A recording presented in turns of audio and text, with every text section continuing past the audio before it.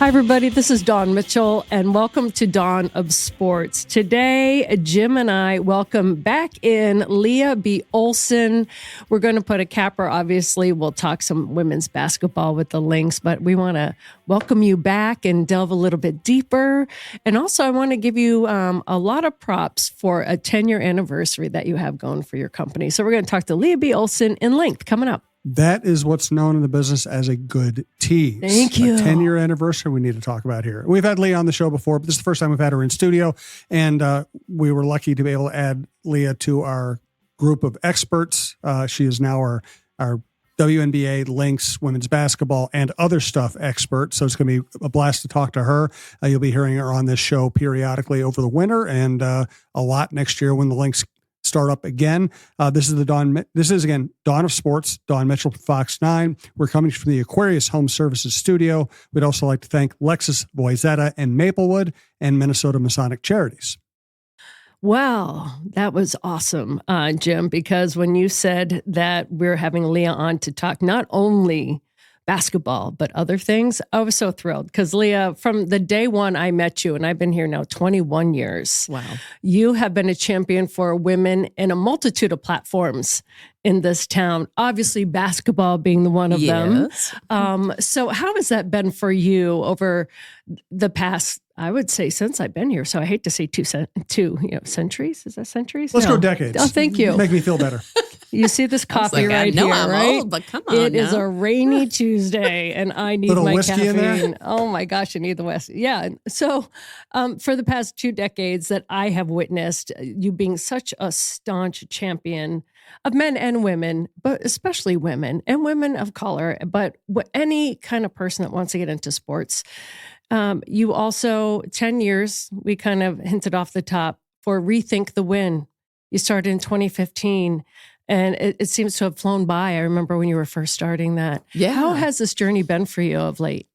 Well, first of all, thank you. Wonderful to be here with you too in person. It's exciting to have the opportunity to actually sit down face to face and chat. But well, first I'll just say this, that I'm an advocate to help all people who want to do what they're trying to get to. When I was coming into the sports business, I did not have role models. I didn't have people who were mentoring me, and I couldn't find any of those voices because it was quite a long time ago, and there wasn't a lot of women and different people who could do that at the time. And so that was just one of the things I always thought. If I ever made it, I would kind of look back and lift other people up as I go. So like I'm always open to like informational interviews with young people and trying to help people connect in and just kind of, I mean, what I would call just doing the right thing, but really, lifting people back up. So that's kind of just been my philosophy.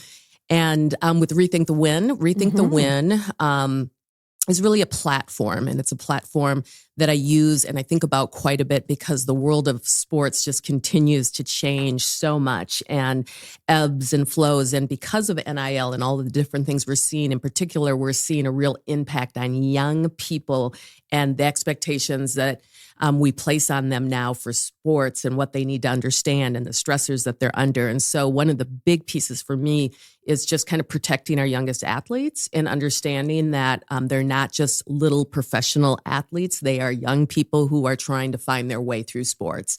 And so I think that platform will continue to grow with me because there's just so much need for it. And I'm a big proponent for putting young kids into sports, but I do know that it's not always healthy for them unless we provide them with healthy coaches, healthy experiences, environments that are positive, and people to help shepherd them through when you become an elite athlete, some of these newer things. So that's, to me, what Rethink the Win is really about. And what I really love about it is, too, when I went back and I know how you got into basketball, but it wasn't until like you were maybe a junior in high school. And now kids start when they're like 7 or 8 or sometimes even earlier. And I have a brother of mine who is a teacher and a coach. And, I think for a while now has been saying it's really good for sometimes kids not to specialize so early. Like enjoy being a child. And if you love it, do it. And if you want to play a second sport, that's great too, to kind of broaden their horizons. Where do you stand on that? Yeah, it's really difficult because I think we all feel that, but then to actually do it is a difficult thing because coaches don't don't always support it, because if you're going to play different sports, that means that you're not going to be on the traveling side of the main sport that you're in. And so it causes a lot of issues. And I find sometimes only elite athletes have the opportunity to say to a coach, no, I am going to play a second or third sport because they are elite. But if you're just a regular athlete on the team, the coaches may not grant you that opportunity. Right. Okay. I think it's the one thing about outstate schools that they have the advantage still, because they still need all their athletes to play all levels of sports, even though many of those kids are coming into the cities to play traveling ball as well. So things have changed, and I think you do have to move with how the society changes its sports. I think we just need to continue to support those athletes. And, like I've interviewed Joe Mauer about this, and he had said, I would never have wanted to play baseball all year long. Right? He would have never wanted to do that. So there's so many great athletes who never did that, but this is where we're at right now. Right. And so it's hard not to be a one sport athlete, although I do think it's much healthier to try to get some other things in. I was a 3-sport athlete in high school. However, it was difficult even back then. And we're talking a while ago. It was difficult back then. You had to be able to say to one coach, I need extra something for so-and-so. And sometimes the seasons didn't really bleed over like they do now. Like when I had traveling soccer, it kind of bled into my track, which was synergistic for those two sports. It was great. One helped the other. But I can see, especially now, kids are asked to do so much more. They have to do the parades, and they have to do the I don't know. My goddaughter just had to do a whole bunch of things for her volleyball, where we have to go support the JV. They have to show up. They have to do so much more than I think athletes in the past were called to do. And so they need more help. Yeah, they need more support with that. And I always say to parents, if you're trying to protect your kids, don't call the coach and ask about more playing time. Make sure that they're healthy, mentally, physically healthy, make sure that their bodies are holding up through this. Like, those are the things that parents should really be keeping an eye on, because that, like, down the line is some of the information that's coming out now, is that we know that overuse injuries are having a real impact on our youngest athletes. And then this group of athletes coming out are the most stressed and depressed group of athletes that we've seen yet. So to just be really aware that protecting them from too much is really important, because one thing we forget that professional athletes do all the time is they take time to relax and recover. And young athletes, we're always like, oh, they're young, they can do it. But no, they need to recover from the sport as well. So those would be some of the things that I would say to parents. But in talking about like the differences, when I think about my years at the University of Minnesota, I mean, granted, we were not very good. So when I see these athletes, they are so much better. And that is partly because of the amount of time that they have committed to the sport.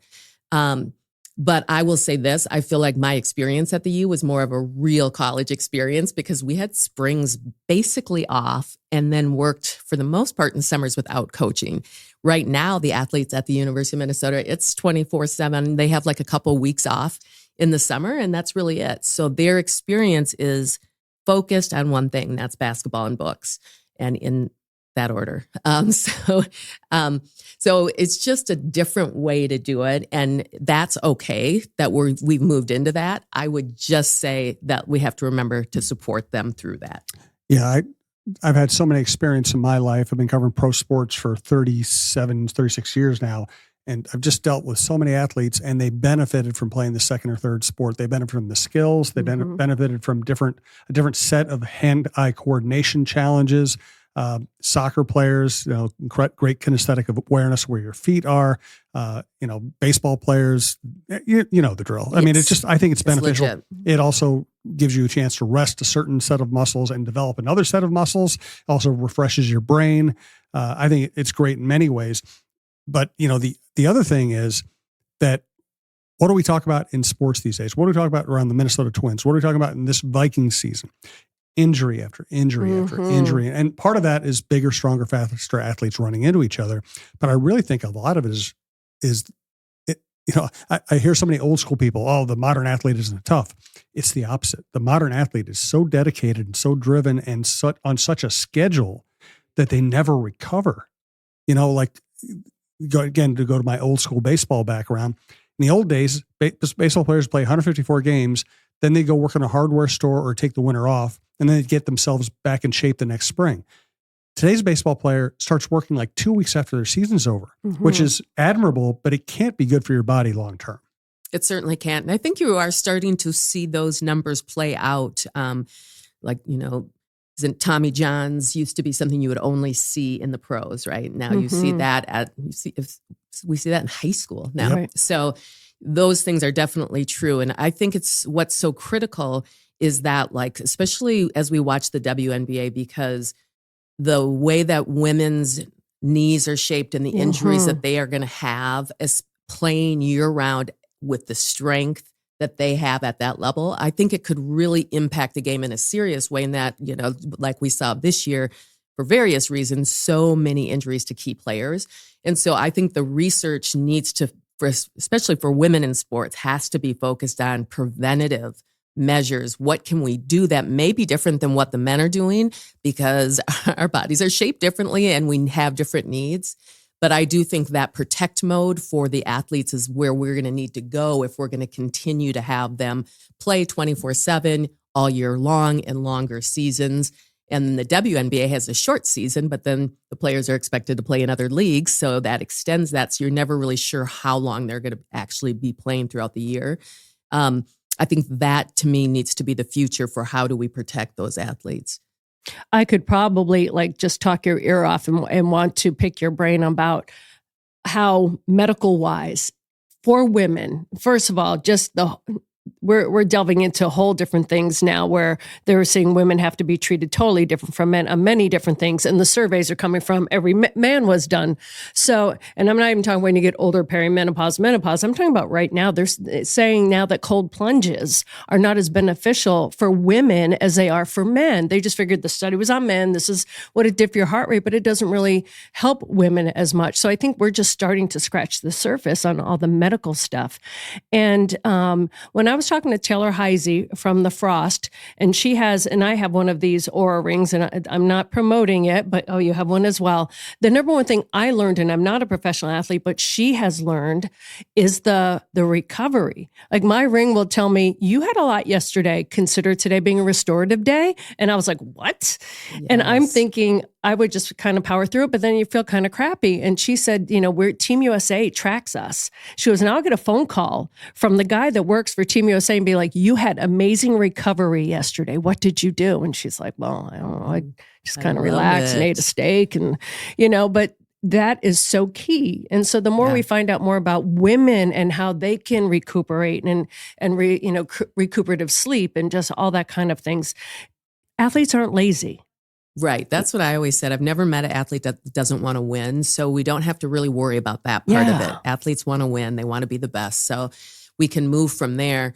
But I think that's really interesting because that was my same issue. It turned out that I was never having recovery. I didn't know that you needed time, even after just a basic workout, that next day your body still needs to recover. And so at night, I was too amped up, too much cortisol, and having a hard time sleeping. And so when I started working in the recovery, much better sleep.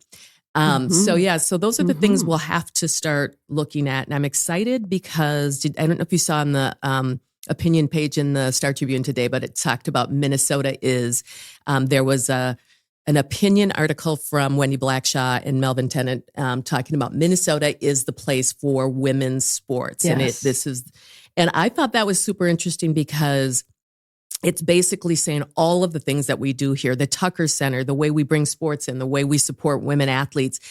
We are the kind of epicenter in the country for women's sports. And I think we can be that for the medical issues. We can be that for lifting athletes up, making sure their environments are safe. All of those things that we need to do to have the greatest athletes at all levels. I think we will kind of be a leader in that here in Minneapolis, Minnesota. Can I take you back just a little bit and what made you, when you were a junior in high school, to be like, basketball? I think I'm going to do that. Did you play a little bit when you were little? Being 6'1" when you're 12 years old is what happened, Don. Yeah.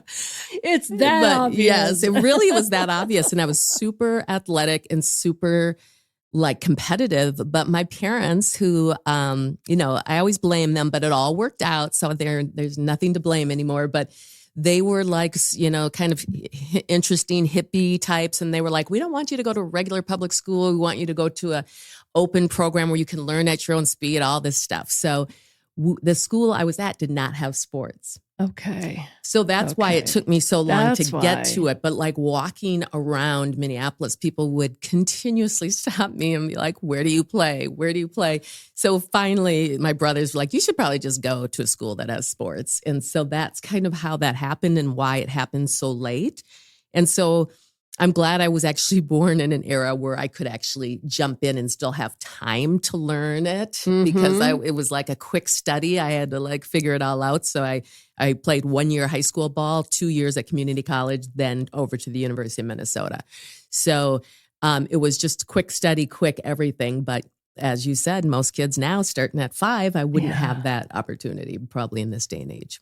Let's hear more from Lea about her life and everything that's going on. We'll eventually ask her where she thinks the WNBA is headed right now in this that's a very one. volatile fall. First, let's take care of the businesses that take care of this business. Let's start with Aquarius Home Services. Thanks also to Lexus of Wayzata and Maplewood.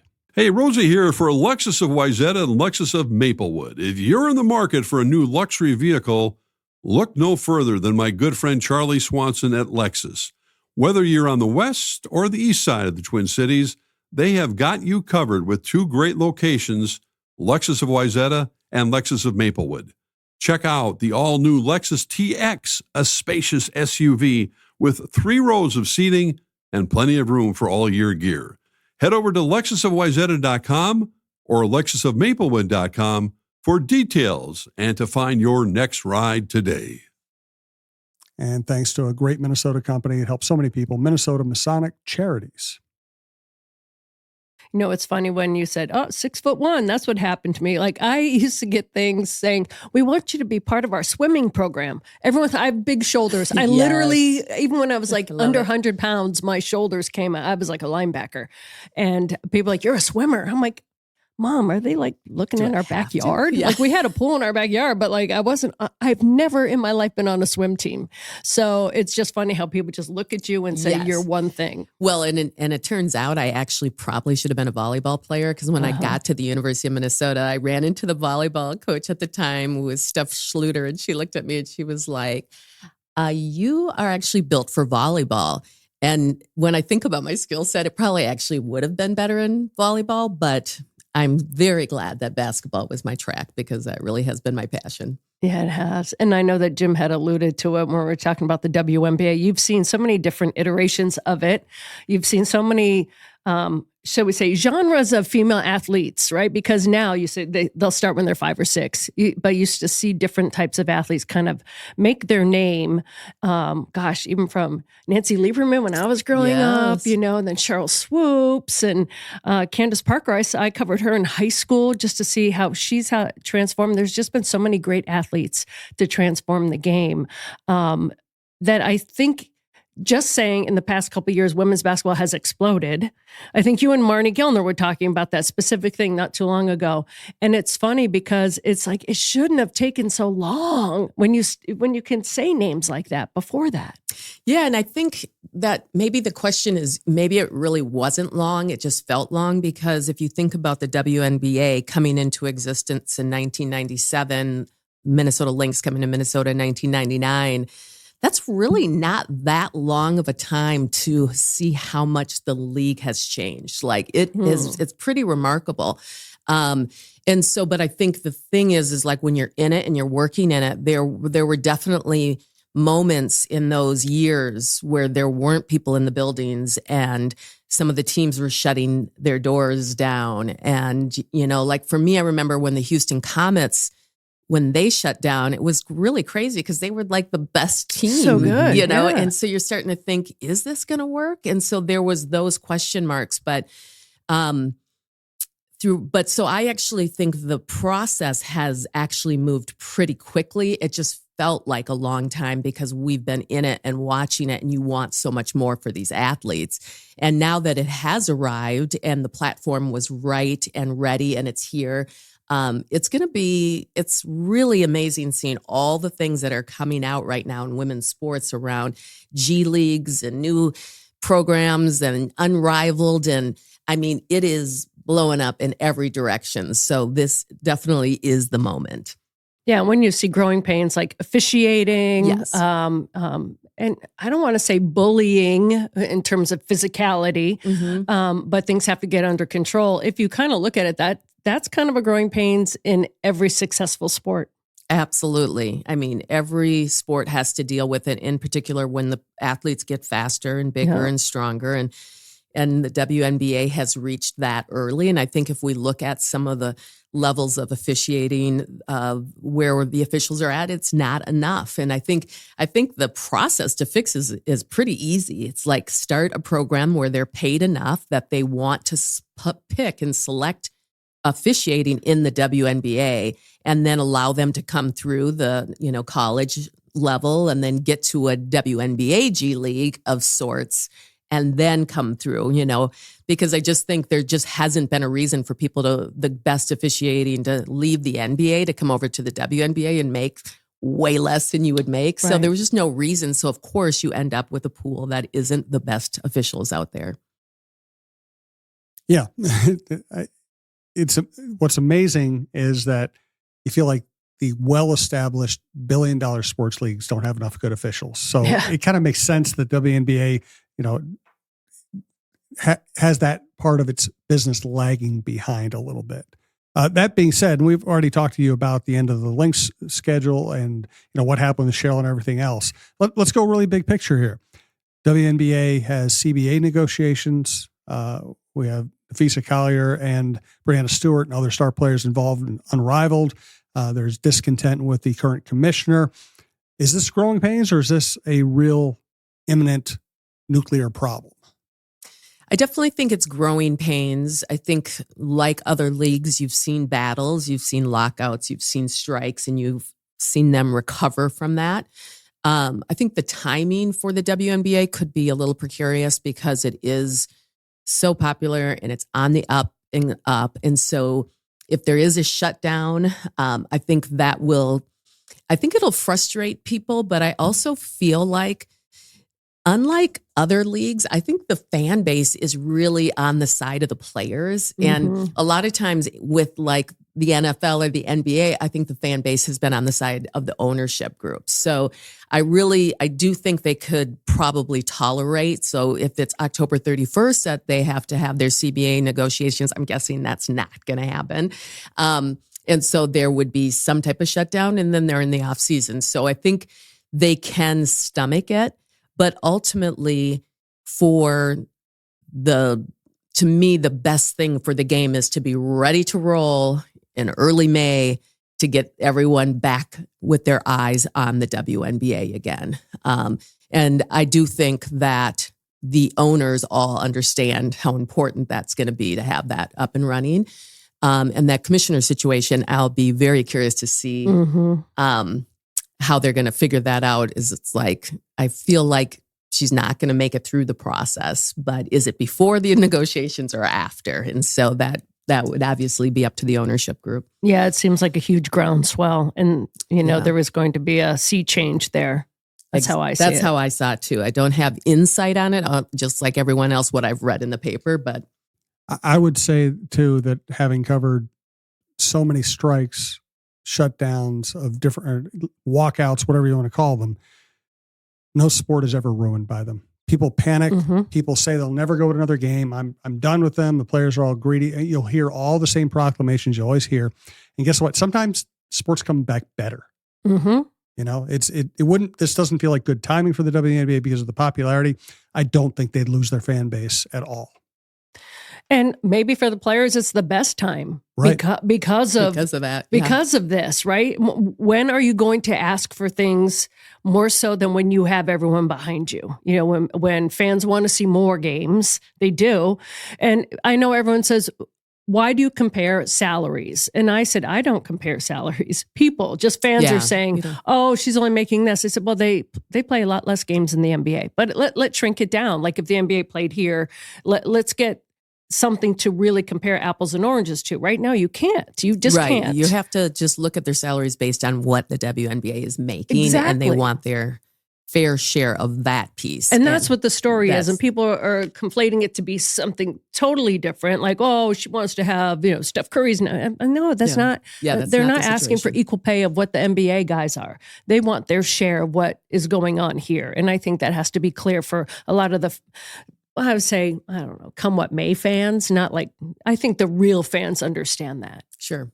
They should be getting a similar percentage of revenues. Yeah, that's going to be the tough one, I think. Yeah. And somebody, I can't remember who it was.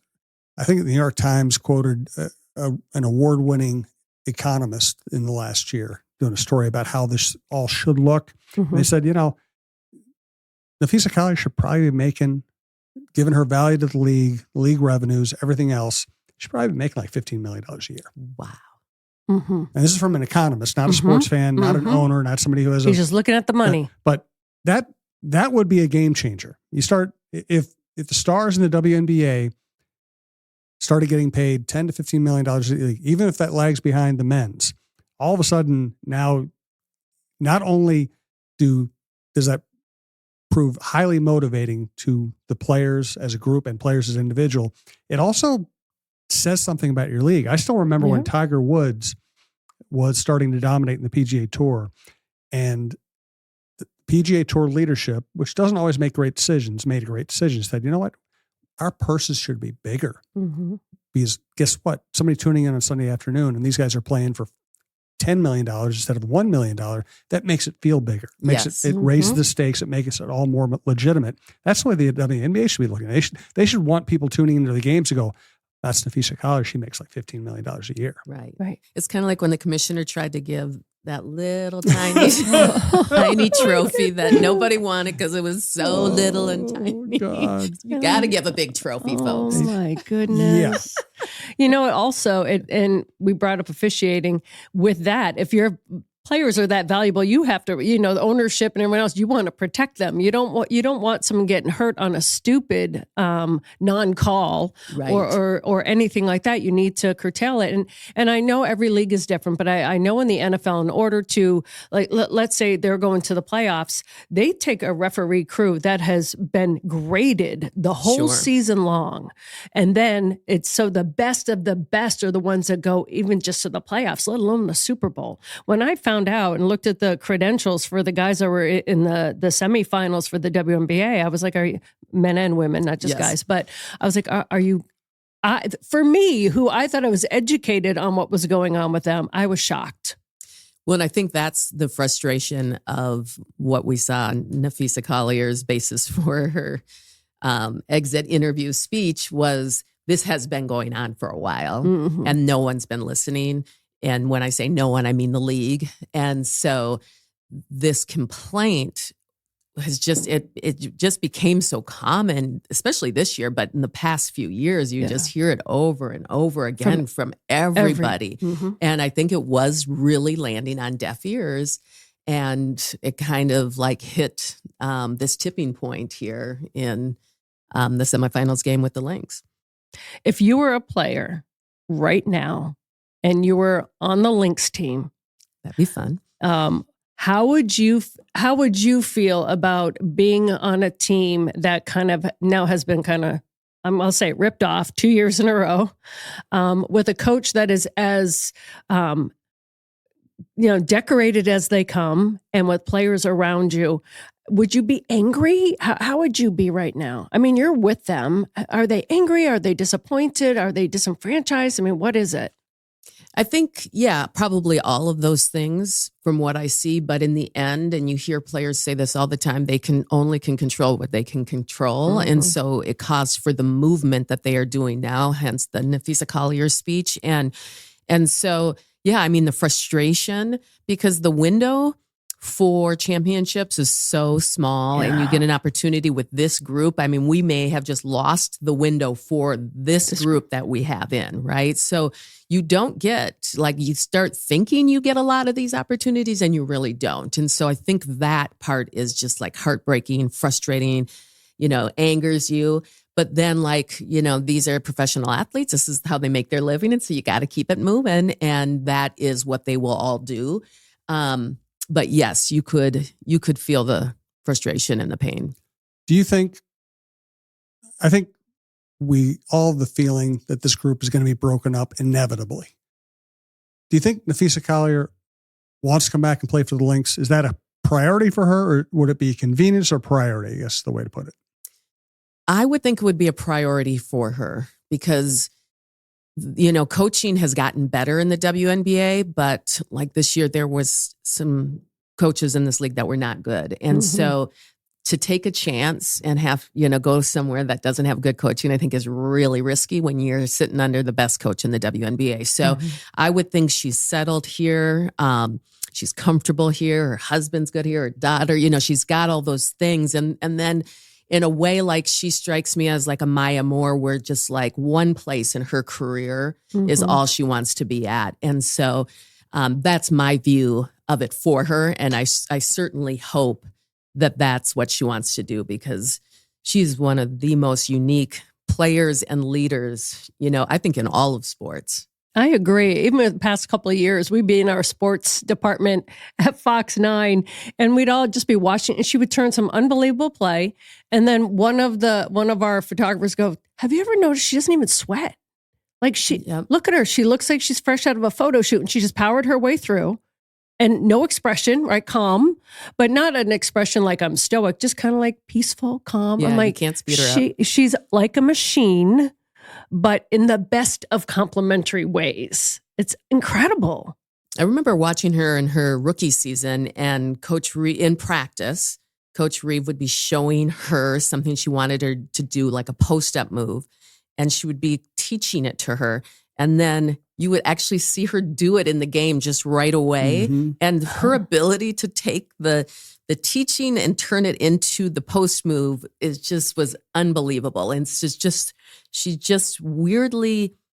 super smart, but then like foundationally so strong that she can just turn words into movements and make it seem just very effortless. Yes. Very unique skill. And like we had spoken earlier, the effortlessness sometimes is mistaken. Yes. Right? And that's why maybe she's passed over for MVP. Yeah. It's because she does it so poised. She's not demonstrative. She's not in your face. She's not, she can block your shot, but she's just going to do it nicely and then keep it moving, And so it feels a little bit different to people sometimes, where I think they don't fear her until she kind of just slices you up on the court where they can't do anything. But as she's coming into your arena, you're not fearing her. And I think that's the part. That's why I kind of love this leadership piece for her, because now, like, the world sees, like, she has to be feared because she's a fearless person. It's just how she's kind of moving through the world right now. But I love it too, because I like this line, and I always try to keep in the back of my mind, lions don't need to roar. And that reminds me of Fee. Yep. Like, she'll do her job, and she, like you said, death by a million cuts, right? But she doesn't need to roar in your face, because she knows her worth, and that's just been wonderful to see. And then to see her kind of death by a million cuts with her I don't even want to call it complaint. I'll say her speech about how things should change. And then also when she was speaking with Kamala Harris at that rally, or that day of, was it inconvenient conversation or something like that? It was amazing. And I said, I love that, because she's still herself. She's not all of a sudden saying, okay, now I have this platform and I'm going to be someone different. Now people are listening, like, oh, that's where her strength is. Yeah. She's just very unique individual. And for the Lynx to have had, I think, like a Maya Moore, and then to have her, it's pretty lucky. That's like, you just super rare individuals. And there's something about, there's totally different players and totally different people, but there's something about them too, how she's followed Maya Moore, that's just very intriguing to me. There's, that's just makes them both uniquely incredible people, but in very different ways. Is there something about the Lynx organization in specific that has allowed them to open up that path, perhaps even more so? Or you think they would have anyway? I do think they would be superstars anywhere, but I will say what I do think one of Cheryl Reeves' probably greatest attributes is I think she gets players to play better. And I think you really saw that with this last group that she was coaching, just regular players that like Bridget Carlton or even Alana Smith, who on other teams, I just don't think people noticed her very much. And she wasn't a spectacular player. She played at a different level here in Minnesota. Bridget Carlton played at another level. Courtney Williams has played her best basketball under Cheryl Reeve. And so some coaches can get you to do things differently than you have done in your career. And I think people believe so much in what Coach Reeves says that they'll do whatever it is to kind of change that and change their game. And so I kind of think that's one of her great superpowers. And also the environment to let you be a leader on topics outside of basketball and allowing you to have your voice and still represent the Lynx with it. That not many organizations will give you that leeway. Yeah, that's a great point. She's big on that. Yeah. She's going to support them. Whatever their cause is, wherever needed, she's going to be backing them up. I also think that the historical similarities between Fee and Maya Moore are fascinating, especially because they're like the opposite kind of players. Mm-hmm. Cheryl would always say she'd tell Maya Moore what to do coming out of the huddle. Maya would do the opposite and make it work. Like Maya would go the wrong way, and then she hit an off-bounds three-pointer. It was like, way to run. That play worked. Yeah, let's do that again. Where Fee's the opposite. Fee, okay, do this, do this, and finish with a reverse, right-handed layup. And she'd do exactly that. Yeah. Right.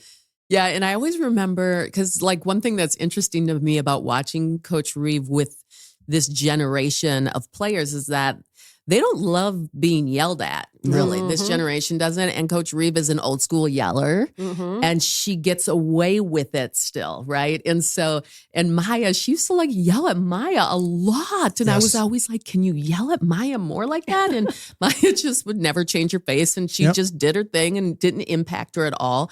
But then I've heard Coach Reeve talk about it, like if you can yell at your greatest player, Maya Moore, then the rest of the team's got to come along, And so those things are interesting to me to kind of see how it works with coaches and players and how they respond. Well, and I've also seen maybe a different side of Cheryl in the past couple of years, and especially so with someone like Courtney Williams, where she says, Courtney can razz me and I allow her. She's funny.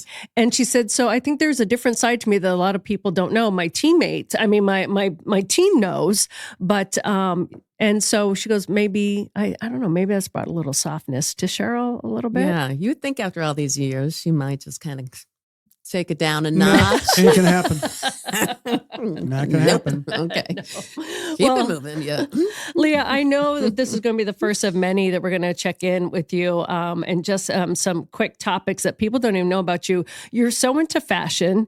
You are a motivational speaker. You're a model. You're gorgeous. You're a mom of outstanding kids. You and your husband have a great longstanding relationship. I mean, there's just so much about you, and we're just scratching the surface. But so outside of basketball and broadcasting and your family, what would be your greatest love? Is it fashion? Is it something maybe we don't know that we can talk down the line? Greatest love. I do like some fashion stuff, but I'm not sure it would be my greatest love. I can tell you if I can just throw in this little thing that I'm working on. Absolutely.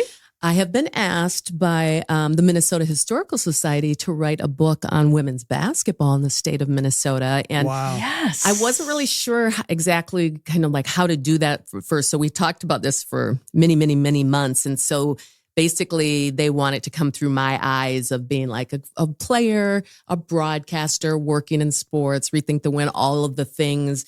And working on the state high school basketball tournaments and all the great players who have come through there and kind of sharing it through my life. And so that is my current project that I'm working on right now that I'm super excited about. And fingers crossed I can get this book out of me. Oh, I Awesome. can't wait. I Fantastic. can't wait. Well, that's what we call a deep tease. Yes. Right. We'll talk more about that in the future. That's awesome. Thanks for having Well, me on. Lea, thank you so much. It's always so much fun. Yes. And I look forward to hearing more about it. I know you probably can't give it a lot away, but we'll do little droppings until. Perfect. That sounds wonderful. Thank you. All right, Lea, thanks.